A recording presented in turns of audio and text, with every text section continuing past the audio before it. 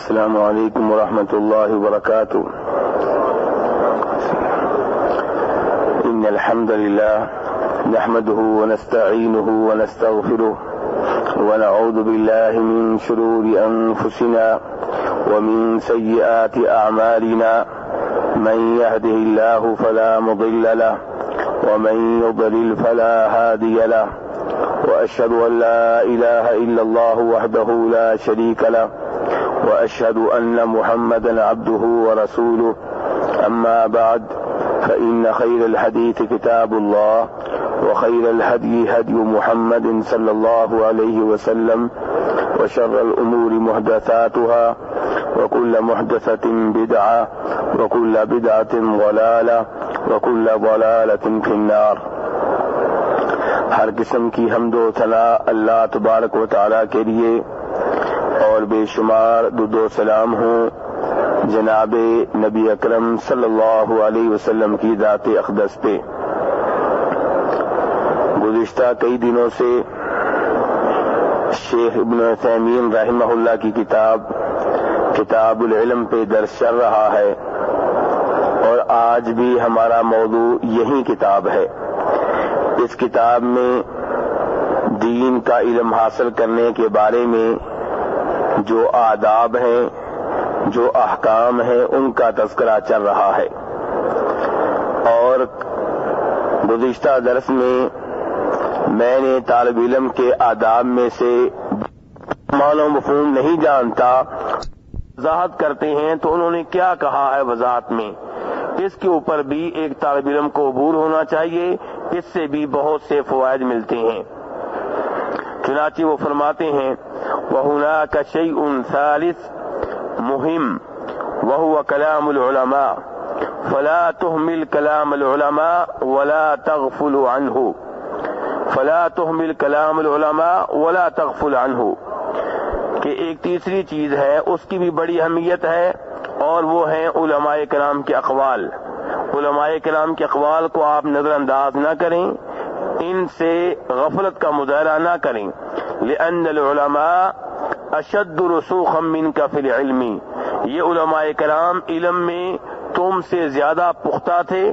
وعندهم من قواعد الشریعہ واسرارها وضوابطها ما ليس عندك. علماء کرام کے ہاں شریعت کے وہ اصول و ضوابط تھے جو آپ کے پاس نہیں ہیں. ولهذا كان العلماء الأجلاء المحققون اذا ترجح عندهم قول يقولون ان كان احد قال بي والا فلا نقول بي. جو بڑے بڑے محقق قسم کے علماء کرام گزرے ہیں، ان کی عادت ہوا کرتی تھی کہ جب وہ کسی مسئلے میں کسی درست بات تک پہنچتے تو کہا کرتے تھے کہ یہ ہے درست موقف، یہ ہے راجح موقف، اور اس کو میں اپناتا ہوں. اگر مجھ سے پہلے کسی اور عالم دین نے اس کو اختیار کیا ہے تو، اور اگر اس قول کو مجھ سے پہلے کسی بھی عالم دین نے اختیار نہیں کیا تو پھر میں بھی اسے نہیں اپناؤں گا. یعنی کہ اس سے آپ اندازہ کر سکتے ہیں کہ علماء کرام کے اقوال اور ان کے کلام کی کتنی اہمیت ہے. کہ اگر کوئی ایسا قول ہے جو کسی ایک بھی عالم دین نے آپ سے پہلے نہیں اپنایا تو آپ خبردار ہو جائیں، کہیں ایسا نہ ہو کہ آپ سے غلطی ہو رہی ہو درست موقف کو پہچاننے میں. فمثلا شیخ الاسلام ابن تیمیہ رحمہ اللہ على علمه وسعة اطلاعه اذا قال قولا لا يعلم به قائلا قال انا اقول به ان كان قد قيل بي ولا يأخذ برأيي. کہتے ہیں کہ آپ ابن تیمیہ رحمہ اللہ کو لے لیں، ان کا علم کتنا وسیع تھا، ان کا مطالعہ کتنا کشادہ تھا. اس کے باوجود جب وہ کسی ایسے قول کو اختیار کرتے جس قول کو ان سے پہلے کسی نے اختیار نہ کیا ہوتا، اور ان کے علم میں یہی ہوتا کہ اس سے پہلے کسی نے اس قول کو اختیار نہیں کیا، تو وہ کہا کرتے تھے یہ قول جو ہے اس قابل ہے کہ اسے اپنایا جائے، اسے لیا جائے، اسے اخذ کیا جائے. لیکن تب اگر یہ قول پہلے کسی نے اختیار کیا ہے تو، اگر مجھ سے پہلے کسی عالم دین نے اختیار نہیں کیا تو پھر میں اسے نہیں اپناؤں گا. وَلِذَا يَجِبُ عَلَى طَالِبِ الْعِلْمِ الرُّجُوعُ إِلَى كِتَابِ اللَّهِ وَسُنَّةِ رَسُولِهِ صلی اللہ علیہ وسلم وَأَن يَسْتَعِينَ بِكَلَامِ الْعُلَمَاء. شیخ کہتے ہیں کہ طالب علم پہ واجب ہے کہ وہ کتاب اللہ کی طرف رجوع کرے، نبی علیہ الصلوۃ والسلام کی احادیث کی جانب رجوع کرے، اور ان دونوں کو سمجھنے کے لیے علماء کرام کے اقوال سے مدد حاصل کرے. اب سوال یہ پیدا ہوتا ہے کہ اللہ کی کتاب کی طرف رجوع کیسے کریں گے، اس کا طریقہ کیا ہوگا؟ سوال کیا ہے میرے بھائیوں؟ جی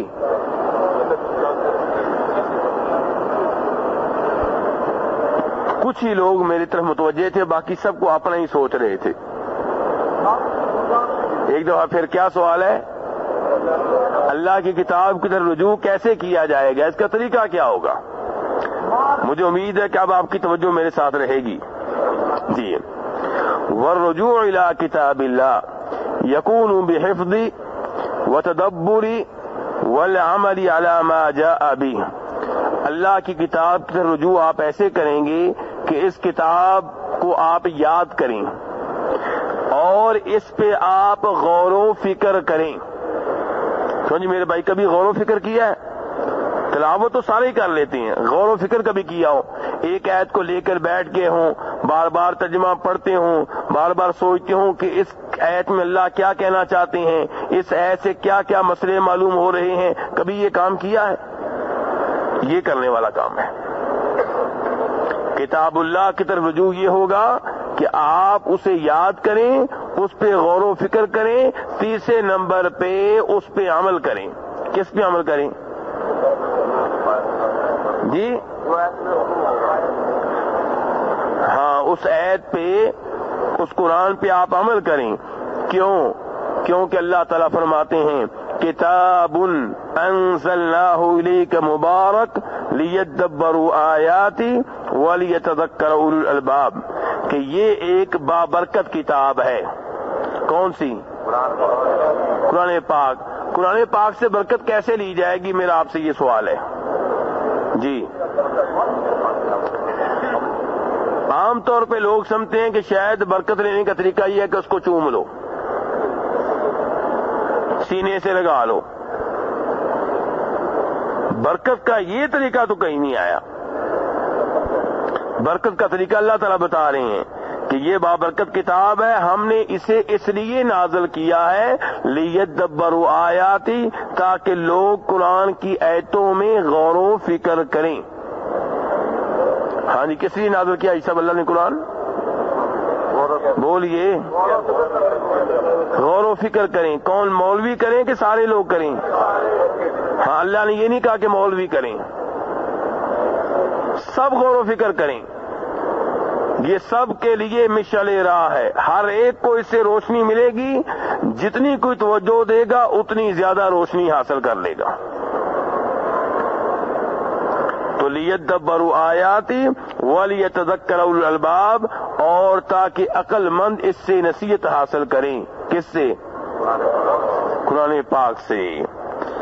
کتاب کے مؤلف کہہ رہے ہیں لیدبروا آیاتی، اللہ نے کہا ہے، اور آیات میں غور و فکر کا مطلب یہ ہے کہ وہ غور و فکر جس سے آپ اس آیت کے معنی و مفہوم تک پہنچ جائیں. غور و فکر کرتے رہیں حتیٰ کہ آپ کو اچھی طرح سمجھ آ جائے کہ اللہ تعالیٰ اس میں کیا کہنا چاہتے ہیں. وَلِتَذَكَّرُوا الْأَلْبَابَ کا مطلب کیا ہے کہ آپ اس قرآن پہ عمل کریں. تو اللہ نے یہ قرآن نازل کیا ہے غور و فکر کرنے کے لیے اور اس پہ عمل پیرا ہونے کے لیے. نزل هذا القرآن لهذه الحکمہ، کتاب کے مؤلف کہتے ہیں قرآن نازل ہوا ہے اس حکمت کے لیے. کون سی حکمت جی؟ یہ صاحب کیوں نازل ہوا ہے؟ تاکہ لوگ اس میں غور و فکر کریں اور پھر عمل کریں. قرآن کیوں نازل ہوا صاحب؟ بولیے. لوگ اس میں غور و فکر کریں اور پھر اس میں عمل کریں، اس لیے نازل ہوا ہے. وَإِذَا كَانَ نَزَلَ لِذَلِكَ، جب قرآن پاک اس حکمت کے لیے نازل ہوا ہے کہ لوگ اس میں غور و فکر کریں اور عمل کریں، فَلْنَرْجِعْ إِلَى الْكِتَابِ، تو ہمیں چاہیے کہ ہم اس کتاب کی طرف رجوع کریں، لِنَتَدَبَّرَ، تاکہ ہم اس میں غور و فکر کریں، وَلِنَعْلَمَ مَعَانِي، تاکہ ہم اس کے معنی و مفہوم معلوم کریں، ثُمَّ نُطَبِّقُ مَا جَاءَ بِهِ، پھر جو اس میں آیا ہے اسے عملی طور پہ اپنائیں۔ وَوَاللَّهِ، کتاب کے مؤلف کہتے ہیں میں اللہ کی قسم اٹھا کے کہہ رہا ہوں، إِنَّ فِيهِ سعادت الدنیا والآخرہ، اس قرآن میں، اس کلام میں ہمارے لیے سعادت ہے، دنیا میں بھی اور آخرت میں بھی۔ یقول اللہ تعالی، اللہ تعالیٰ فرماتے ہیں، فمن اتبع ہدایا، جو میری ہدایت کی پیروی کرے گا۔ اللہ کی ہدایت کدھر ہے جی؟ قرآن پاک، یہ اللہ کی طرف سے نازل کردہ ہدایت ہے۔ فمن اتبع ہدایا، جس نے میری ہدایت کی پیروی کی، فلا یضل، وہ گمراہ نہیں ہوگا، وہ گمراہ، اللہ تعالیٰ کہہ رہے ہیں جو میری کتاب پہ چلے گا وہ گمراہ نہیں ہوگا۔ اور لوگ کہتے ہیں کہ اگر عام آدمی قرآن پاک پڑھے گا تو گمراہ ہو جائے گا۔ اس منطق کی آج تک سمجھ نہیں آئی۔ اللہ کہتے ہیں میں نے کتاب پبلک کے لیے نازل کی ہے، لوگوں کے لیے نازل کی، ھذا بیان للناس۔ اللہ نے یہ نہیں کہا کہ مولویوں کے لیے ہے، اللہ نے کہا سب کے لیے ہے، اور کہا یہ واضح ہے، سب کے لیے واضح ہے، آسان ہے، سب کے لیے آسان ہے۔ اور یہاں بھی اللہ تعالیٰ کہہ رہے ہیں جو میری ہدایت کی پیروی کرے گا وہ گمراہ نہیں ہوگا۔ لوگ کہتے ہیں نہ تو قرآن کا ترجمہ نہ پڑھنا ورنہ تو گمراہ ہو جائے گا۔ کیا گمراہ ہو جائے گا؟ یہیں کے قبروں کی پوجا چھوڑ دے گا۔ کیا گمراہ ہو جائے گا؟ تیجا ساتواں جو ہے یہ چھوڑ دے گا۔ اگر اس کو گمراہی کہتے ہیں تو بہت اچھی بات ہے یہ تو اللہ تعالیٰ کہہ رہے ہیں جو میری ہدایت کی پیروی کرے گا وہ گمراہ۔ میرے بھائیو، اللہ نے اپنی کتاب گمراہی کے لیے نازل کی ہے کہ ہدایت کے لیے؟ تو یہ بات مانی جا سکتی ہے کہ جو قرآن پاک پڑھے گا گمراہ ہو جائے گا؟ فمن اتبع ہدایا، اللہ کہہ رہے ہیں جو میری ہدایت کی پیروی کرے گا فلا یضل، وہ گمراہ نہیں ہوگا، ولا یشقا، نہ وہ کسی مصیبت میں پڑے گا۔ ومن اعرض عن ذکری، اور جس نے میرے قرآن سے اعراض کیا، منہ موڑ لیا، فإن له معیشة ضنکا ونحشره یوم القیامۃ اعمی، تو یہ وہ آدمی ہے جس کی زندگی بڑی تنگ ہوگی اور روز قیامت ہم اسے اندھا کر کے اٹھائیں گے۔ جس نے دنیا میں قرآن پاک سے اعراض کیا، اعراض سے کیا مراد ہے کہ پشت کے پیچھے رکھ دیا، اعراض سے مراد یہ کہ اس کی تلاوت نہ کرنا، اس کے اوپر غور و فکر نہ کرنا، اس پہ عمل نہ کرنا، یہ قرآن پاک سے اعراض ہے۔ فرمایا جو میرے قرآن سے اعراض کرے گا اس کی زندگی بڑی تنگ ہو جائے گی اور روز قیامت ہم اسے اندھا کر کے اٹھائیں گے۔ کہے گا یا اللہ میری تو بینائی ہوا کرتی تھی، تو نے مجھے اندھا کر کے کیوں اٹھایا ہے؟ اللہ تعالیٰ کہیں گے اس لیے کہ تو میرے کلام سے اندھا بن کر رہا، آنکھیں کھول کے اسے پڑھا نہیں، غور نہیں کیا، عمل نہیں کیا، تو سزا کے طور پہ آج ہم نے تجھے اندھا کر دیا ہے۔ تو میرے بھائیو، اس لیے قرآن پاک یہ وہ کتاب ہے جس میں ہمارے لیے ہدایت ہے، اس پہ ہم نے غور و فکر کرنا ہے۔ کتاب کے مؤلف کہتے ہیں وَلِهَذَا لَا تَجِدُ أَحَدًا أَنْعَمَ بَالًا وَلَا أَشْرَحَ صَدْرًا وَلَا أَشَدَّ طُمَأْنِينَةً فِي قَلْبِهِ مِنَ الْمُؤْمِنِ أَبَدًا حَتَّى وَإِنْ كَانَ فَقِيرًا۔ مومن چاہے فقیر ہو، مومن چاہے کیا ہو؟ حاجی صاحب، مومن چاہے کیا ہو؟ فقیر ہو، قرآن پاک کی وجہ سے، قرآن پاک پہ عمل پیرا ہونے کی وجہ سے، قرآن پاک پہ غور و فکر کرنے کی وجہ سے آپ دیکھیں گے ذہنی طور پہ پرسکون ہوگا، سینہ اس کا بڑا کشادہ ہوگا، دل اس کا بڑا مطمئن ہوگا۔ حالانکہ غریب ہے، 2 ٹائم کی روٹی بڑی مشکل سے حاصل کرتا ہے، پوری کرتا ہے، پھر بھی مطمئن ہے، جو اللہ نے دیا اس پہ مطمئن ہے، ایمان کی وجہ سے مطمئن ہے، اپنے نصیب پہ مطمئن ہے، جنت کی طرف اس کی رغبت ہے۔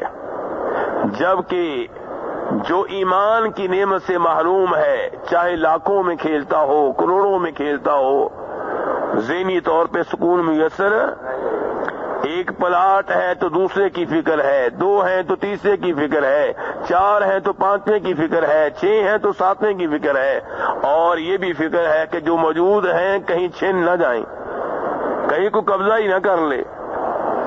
انہی پریشانیوں میں صبح و شام زندگی گزارا، ٹینشنیں۔ جبکہ مومن جو حقیقی معنوں میں مومن ہے، اللہ پہ ایمان ہے، وہ اللہ پہ راضی ہے کہ جو اللہ نے مجھے دیا یہی میرے لیے کافی ہے، اللہ نے مجھے اتنا دیا جتنا میرے لیے بہتر ہے۔ فالمؤمن اشد الناس انشراحا واشد الناس اطمینانا واوسع الناس صدرا واقرأوا ان شئتم قول الله تعالى من عمل صالحا من ذكر او انثى وهو مؤمن فلنحيينه حياة طيبة ولنجزينهم اجرهم باحسن ما كانوا يعملون۔ کتاب کے مؤلف کہتے ہیں کہ جو بھی نیک عمل کرے گا، اچھے اعمال کرے گا، مرد ہو یا عورت، اچھے اعمال کرے ایمان کی حالت میں، کس حالت میں؟ تو ہم اسے پاکیزہ زندگی دیں گے۔ پاکیزہ زندگی کسے ملے گی؟ جو مومن ہو اور پھر نیک اعمال بھی کرے۔ اگر کوئی مومن نہیں ہے، نیک اعمال کر رہا ہے، ہاسپٹل بنواتا ہے، یتیموں کی پرورش کرتا ہے، بیواؤں کا خیال رکھتا ہے، بلکہ مسجدیں بھی بنوا دیتا ہے، اس کے لیے پاکیزہ زندگی کا وعدہ نہیں ہے۔ پاکیزہ زندگی اللہ کہتے ہیں ہم اسے دیں گے جو مومن بھی ہو اور پھر نیک اعمال کرے۔ ایک آدمی اس کے پاس ایمان اور اسلام صحیح معنوں میں نہیں ہے، اس کے نام پہ جتنی بھی ایمبولینسیں چلتی ہوں کوئی فائدہ نہیں ہے، وہ رفاہی کام جتنے بھی کر لے کوئی فائدہ نہیں ہے۔ فائدہ تب ہے کہ ایمان ہو، اس کے بعد نیک عمل کریں۔ تو فرمایا ایسے لوگ جو ہیں ہم انہیں پاکیزہ زندگی دیں گے۔ کتاب کے مؤلف کہتے ہیں پاکیزہ زندگی سے مراد کیا ہے؟ یہاں پہ اللہ تعالیٰ کہہ رہے ہیں نا کہ جو مومن ہو اور نیک اعمال کرے ہم اسے پاکیزہ زندگی دیں گے۔ پاکیزہ زندگی کسے کہتے ہیں؟ جی میرے بھائیو، پہلے میرا سوال آپ سے، یہ پاکیزہ زندگی کسے ملتی ہے؟ جو ایمان لے اور کیا کرے؟ نیک اعمال کرے۔ اب پاکیزہ زندگی کسے کہتے ہیں؟ شیخ کہتے ہیں پاکیزہ زندگی یہی تو ہے کہ شرع صدر ہے، سینہ آپ کا کھلا ہے، دل آپ کا مطمئن ہے، حتیٰ کہ آپ غربت کے لحاظ سے، مصیبتوں کے لحاظ سے سب سے پیچھے ہیں، سب سے زیادہ غربت آپ کے ہاں ہے، سب سے زیادہ مصیبتیں آپ پہ آتی ہیں، آزمائشیں آپ پہ آتی ہیں، لیکن دل میں آپ مطمئن ہیں، سینہ آپ کا کھلا ہے۔ اسی لیے نبی علیہ الصلوۃ والسلام نے فرمایا تھا عجبا لامر المؤمن، مومن کے معاملے پہ بڑا تعجب ہوتا ہے۔ کس کے معاملے پہ؟ اس کا معاملہ ہے ہی بڑا عجیب۔ کیسے عجیب ہے جی؟ فرمایا ان امرہ کلہ خیر، مومن کے ہر کام میں خیر ہے، مصیبت آئے اس میں بھی خیر، خوشی آئے اس میں بھی خیر۔ یہ کیسے بھائی؟ فرمایا وَلَيْسَ ذَاكَ لِأَحَدٍ إِلَّا لِلْمُؤْمِنِ، اور یہ اعزاز صرف مومن کے لیے ہے۔ کون سا اعزاز؟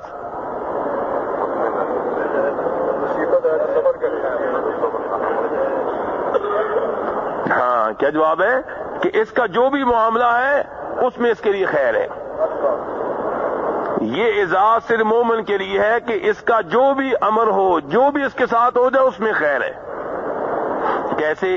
فرمایا ان اصابتہ ضراء صبر فکان خیر اللہ وان اصابتہ سراء شکر فکان خیر اللہ۔ اس حدیث کو امام مسلم نے روایت کیا ہے کہ مومن پہ اگر کوئی مصیبت آتی ہے، پریشانی آتی ہے، تکلیف آتی ہے، صبر کرتا ہے تو وہ مصیبت اس کے لیے خیر کا باعث بن جاتی ہے۔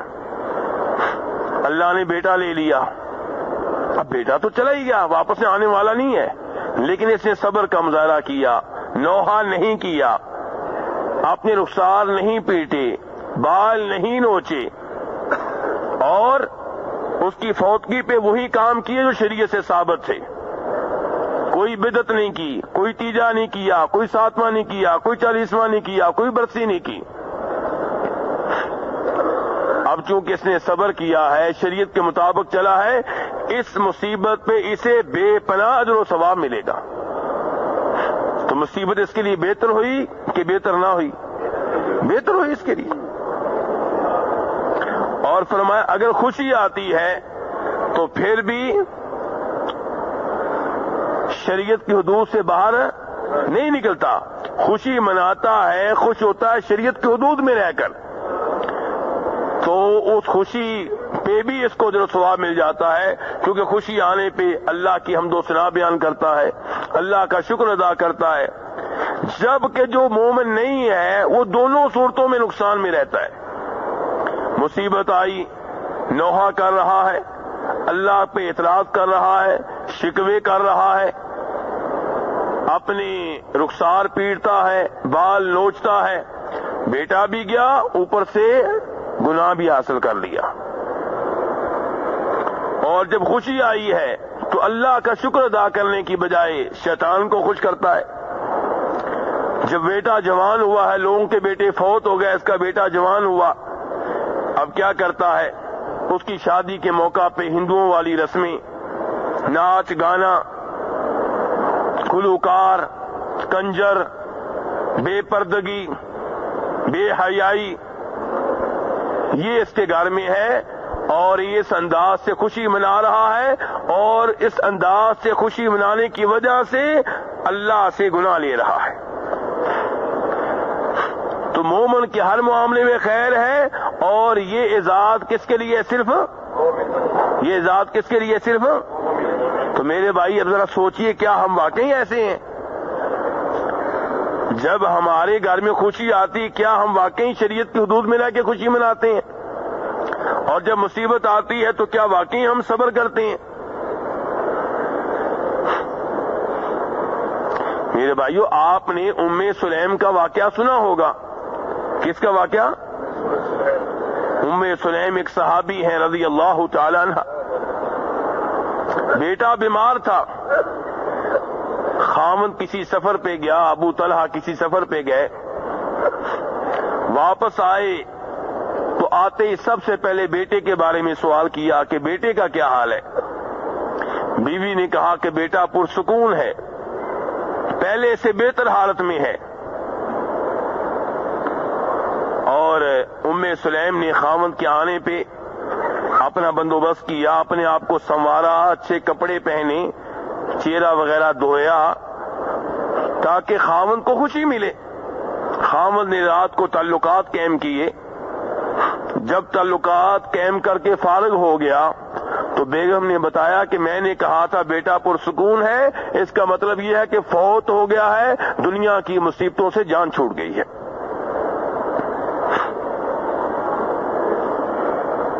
خاوند بہت پریشان، تو نے مجھے پہلے کیوں نہیں بتایا؟ صبح نبی علیہ الصلوۃ والسلام کے ساتھ نماز پڑھی خاوند نے اور ساری صورتحال بتائی. تو نبی علیہ الصلوۃ والسلام نے دعا دی کہ اللہ جو اولاد دے اس میں برکتیں ڈالے.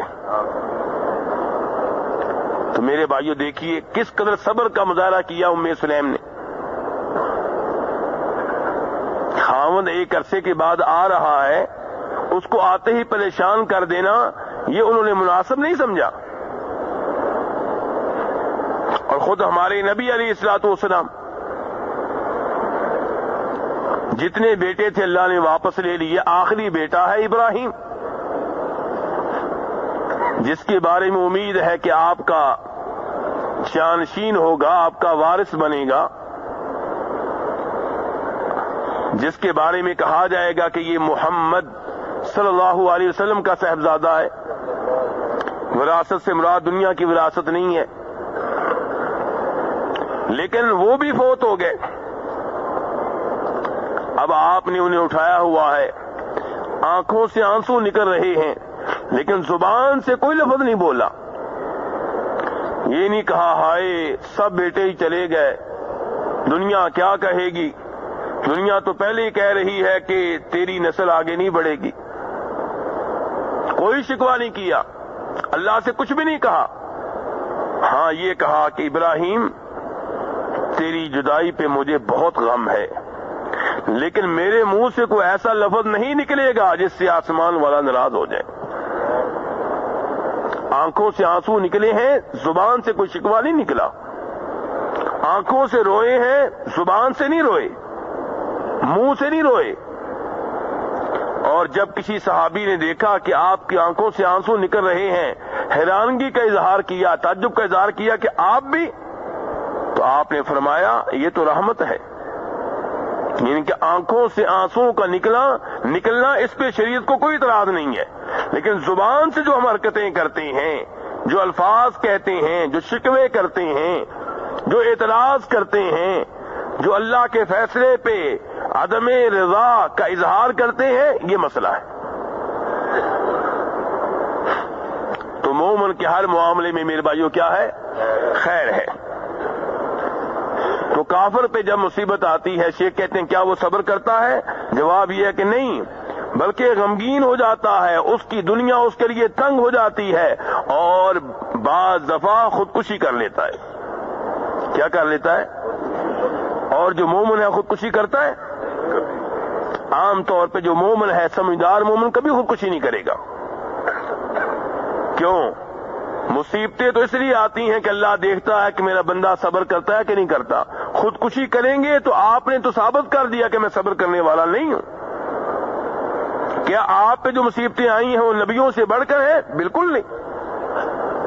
نبی علیہ السلام فرماتے ہیں، صحیح حدیث ہے، سب سے زیادہ آزمائشیں نبیوں پہ آتی ہیں۔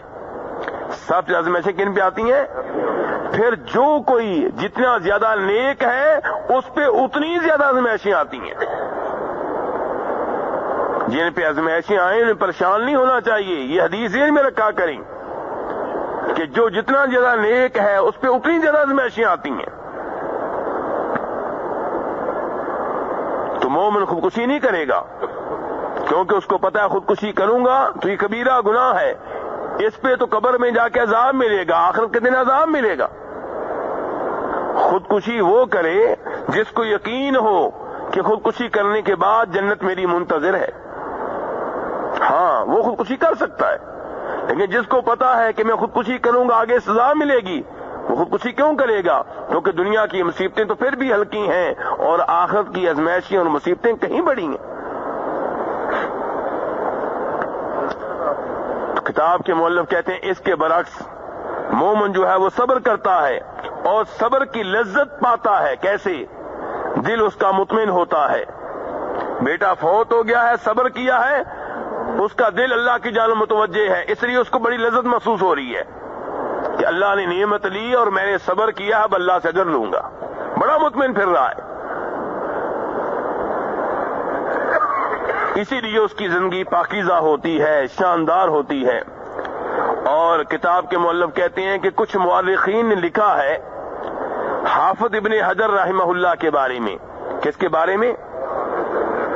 حافظ ابن حجر کون ہے؟ کون سا بھائی بتائے گا؟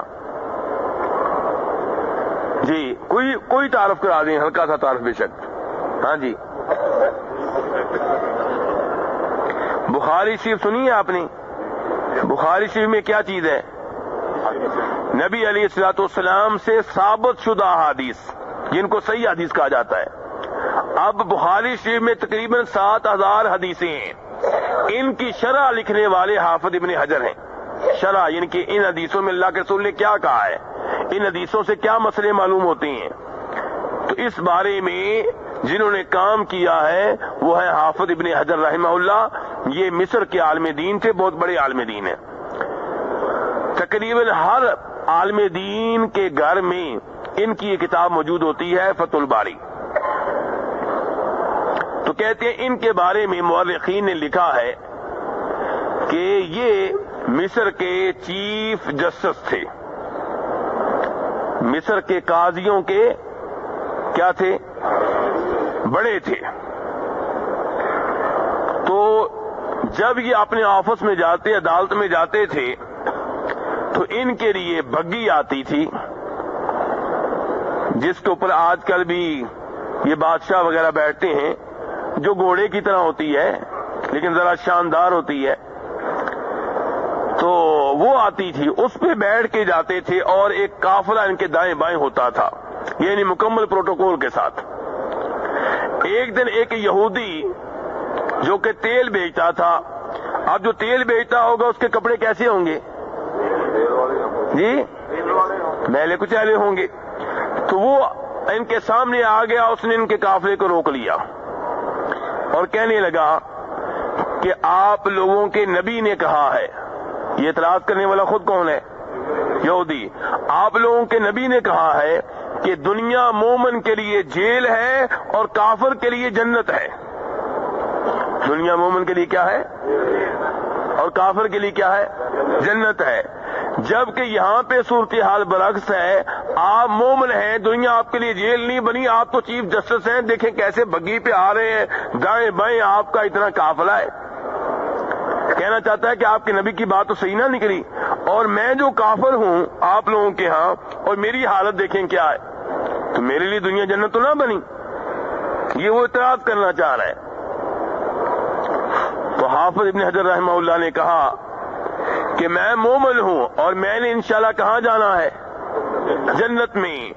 جنت کے مقابلے میں یہ دنیا میرے لیے جیل ہے. میرا مستقبل آگے آپ دیکھیں, جنت کی نعمتیں دیکھیں, ان کے مقابلے میں یہ دنیا میرے لیے کیا ہے؟ اور تو نے جہاں پہ پہنچنا ہے وہاں پہ شدید عذاب تیرا منتظر ہے. اس لحاظ سے دنیا تیرے لیے کیا ہے؟ جنت ہے. یہاں پہ تجھے نہ قبر کا عذاب ہو رہا ہے نہ جہنم کا عذاب ہو رہا ہے,